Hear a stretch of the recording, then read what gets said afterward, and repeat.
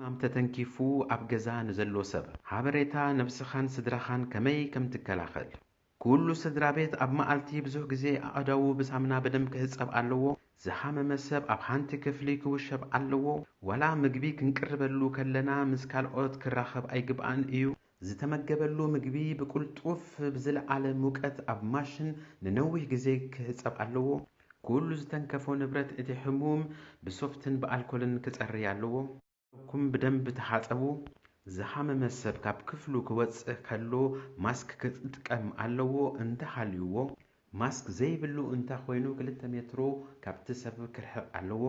ሓሚሙ ዘሎ ሰብ ኣብ ሓኪም ዝኸይድ እንተኾይኑ ማስክ እንተዘይሃልይዎ ካብ ሰብ 2 ሜትሮ ርሕቐት ክገብር ኣለዎ። ድሕሪ ሽንቲ ቤት ምጥቃምና ብኣልኮል ክነጽርዮ ኣለና። ኢድና ብግቡእ ተሓጺብና ቀልጢፍና ኣብ ክፍልና ክንምለስ ኣለና። ሓሚሙ ዘሎ ሰብ ዝገበሮ ማስኪ ብጥንቃቄ ከውጽኦ ኣለዎ። ነዚ ንምግባር ካብ ጫፍ ሒዝና ክነውጽኦ ኣለና። ኣብ ማእኸላይ ክፍሊ ክንትንክፍ የብልናን። እታ ማስክ ኣብ ፕላስቲክ ኣእቲና ክንኣስሮን ኣብ እጹብ ወሃፍ ክንግሕፎ ኣለና።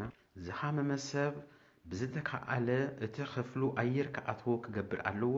ዝተጠቀምናሉ ሶፍት ኣብ ፕላስቲክ ኣእቲና ክንግሕፎ ኣለና።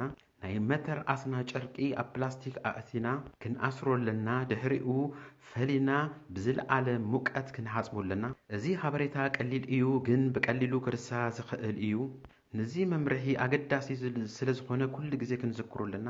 ብዚ መምርሒ እንተኸይድና ጥራይ እዩ ንካልኦት ሰባት ክነመሓላልፍ ዘይንኽእል። በይኑ ዝነብር እንተኾይኑ ኣብ ገዝኡ ኮፍ ክብል ኣለዎ።